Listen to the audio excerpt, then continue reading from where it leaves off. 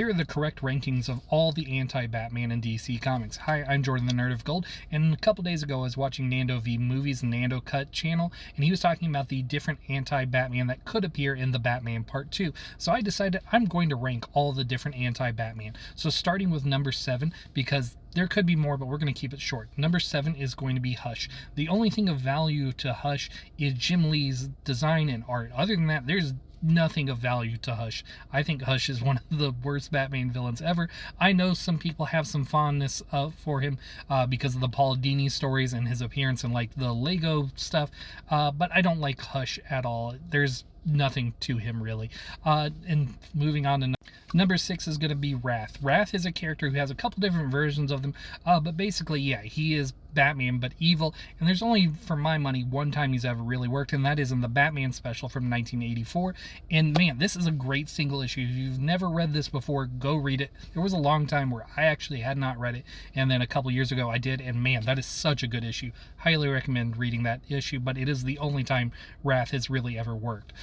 Number 5 is going to be Killer Moth. Killer Moth is the Batman but for the bad guys. He is a mercenary version of Batman, and he's kind of making fun of Batman's gimmick by being called Killer Moth. The only reason Killer Moth doesn't rank a little higher is because he's kind of evolved into a different direction as time has gone on, and the idea of him being an anti-Batman has kind of strayed away in the comics because Killer Moth is not a particularly intimidating name, and I think Teen Titans and Teen Titans Go has made him into a different kind of enemy. Number 4 is going to be Bane. Bane is a character we all know, and plenty of us love him, myself included, but I don't think he's actually that great of an anti-Batman, no matter how much similarity they actually do share.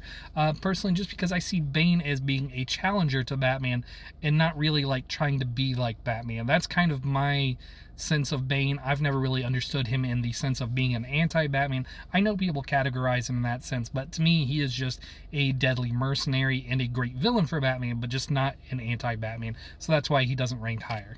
Number 3 is going to be Catman. Catman is an affiliate and friend of Selina Kyle originally, and yeah, I think the whole point of Catman is just to make fun of Batman as he still steals stuff from Batman. He has gone on to become a different and better character thanks to Gail Simone, but as we're talking about the original Catman and his function as an anti-Batman, yeah, he was making fun of Batman, and I think that's a really fun gimmick. He was brightly colored. I like Catman a lot, and I like what Gail has done with him, but yeah, I don't think he is that great of an anti-Batman anymore, just because he's not particularly affiliated with Batman at this point in his life.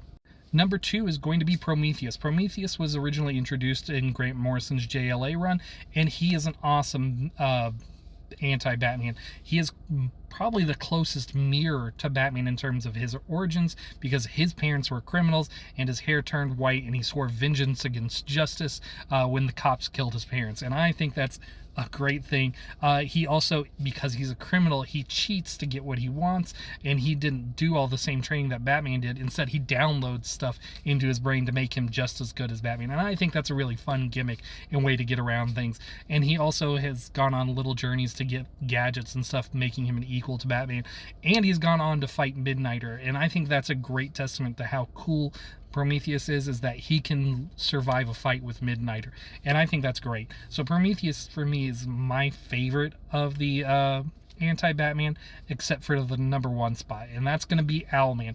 Owlman is the original anti-Batman to me, because Owlman is quite literally the opposite of him from Earth 3 or Earth 2, the antimatter universe, depending on how you want to do it. DC's had a lot of different versions of Owlmans over the different continuities, but my favorite is from Grant Morrison's JLA Earth 2, in which case he is quite literally the opposite of Batman. He is willing to kill. He operates a lot like Batman, but he's also not afraid of using enhancements like Venom and other things to make him smarter and stuff, and I think that makes him incredibly dangerous.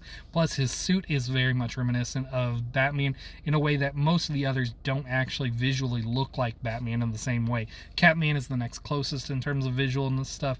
Killer Moth was kind of that end originally, but yeah, Owlman is the most direct evil Batman, and he's from the evil universe, so I think that makes him the number 1 anti-Batman.